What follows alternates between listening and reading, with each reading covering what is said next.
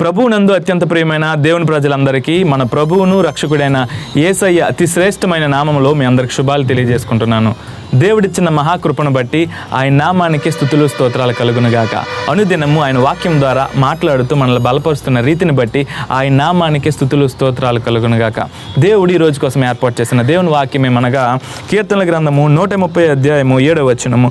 ఇశ్రాయేలు యెహోవా మీద ఆశ పెట్టుకొనుము, యెహోవా యొద్ద కృప దొరుకును, ఆయన యొద్ద సంపూర్ణ విమోచన దొరుకును.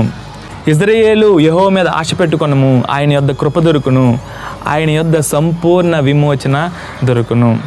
దేవుని దగ్గర సంపూర్ణ విమోచన దొరుకుతుందండి.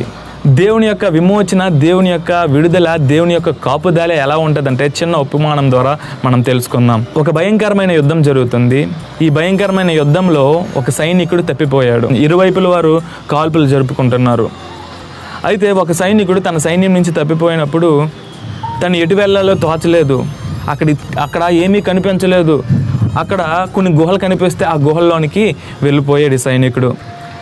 గుహల్లోకి వెళ్ళిపోయినప్పుడు ఆయన సైన్యాన్ని చూసి ఎదుటిన్న శత్రువులు తన మీద దాడి చేస్తారని భయముతో వణుకుతూ ఉన్నాడు. అక్కడ ఆ యొక్క సైనికుడు ఒక ప్రార్థన చేసుకుంటున్నాడు. దేవాన్ని చిత్తమైతే నన్ను రక్షించు అని ప్రార్థన చేసుకుంటున్నాడు. అలా ప్రార్థన చేసి కళ్ళు తెరుచుకునే లోపు శత్రువులు తన వైపుకి వస్తున్నారు. శత్రువులను చూసి భయపడుతూ ఏదైనా గోడ ఉంటే బాగుందని చెప్పేసి గోడ కోసం వెతికాడు.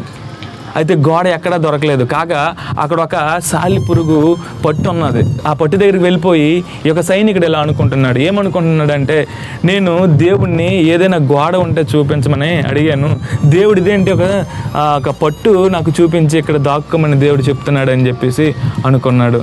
అలా ఉంటున్న సమయంలో సైనికులు వచ్చి ఆ యొక్క చీకటి ప్రదేశంలో, ఆ యొక్క గుహలో ఎవరు కనిపించక ఆ సైనికులు వెళ్ళిపోయారు.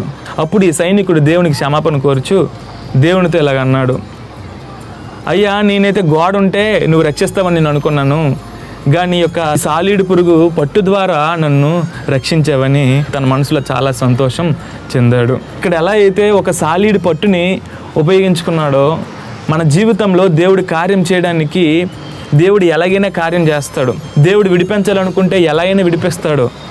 నీ జీవితంలో నువ్వు భయంకరమైన ఇబ్బందుల్లో, భయంకరమైన అప్పులలో, భయంకరమైన వ్యాధులతో నువ్వు బాధపడుతూ నువ్వు ఉంటున్నప్పుడు నువ్వు ఎలాగ ఆ యొక్క సమస్య నుంచి బయటకు వస్తావని నువ్వు ఆలోచన చేస్తున్న సమయంలో నువ్వు దేవుని మీద భారం వేయాలి. ఆయన మనం అనుకోవచ్చు, నా దగ్గర ఏ సోర్సెస్ లేవని, నేనేం చేయలేను, నేను ఈ యొక్క సమస్య నుంచి నేను బయటికి ఎలా వస్తానని నువ్వు అనుకోవచ్చు. కానీ దేవుడు ఒక చిన్న వ్యక్తిని, లేదంటే ఒక చిన్న పరికరాన్ని వాడుకొని దేవుడు ఒక గొప్ప కార్యాన్ని మన జీవితంలో చేయగలడు. అల్పమైన దాన్ని వాడుకొని దేవుడు గొప్ప కార్యం చేయగలడు. నీ జీవితంలో నీకు నమ్మకం ఉంటే అల్పమైన దాన్ని నీ దేవుడు వాడుకొని గొప్ప కార్యము చేస్తాడు. కాబట్టి మన జీవితంలో ఈ యొక్క వాగ్దానం మనం స్వతంత్రించుకోవాలి. చిన్న ప్రార్థన చేసుకుందాం. పరిశుద్ధుడా, ప్రేమ కలిగిన దేవా, దయ కలిగిన తండ్రి, నీకే వేలాది వందనాలు, నీకే కోట్ల కొలది స్తోత్రాలు. దేవా తండ్రి పరిశుద్ధుడా, అవునయ్యా, నీ మీద ఆశ కలిగే భాగ్యాన్ని మాకు దయచేయండి. ఇదిగో దేవా తండ్రి, నీ కృప ద్వారా దేవా తండ్రి అయ్యా మమ్మల్ని రక్షించండి. అయ్యా, మీరు విమోచించే దేవుడు, మీరు కృప చూపించే దేవుడు, నీకే స్తుతులు స్తోత్రాలు చెల్లించుకుంటున్నాం. అయ్యా మీ కృపను మేము పొందుకునే భాగ్యాన్ని మాకు దయచేయండి. ఈ యొక్క ప్రార్థనని పాదాలు చెంతకు చేర్చుకోండి. అయ్యా, మా ప్రార్థనలు తప్పులు పొరపాట్లను క్షమించి దయతో ఈ యొక్క ప్రార్థనని పాదాలు చెంతకు చేర్చుకుంటారని యేసు పరిశుద్ధ నామాన్ని అడిగి వేడుకొని పొందుకున్నాం మా పరమ తండ్రి. ఆమెన్.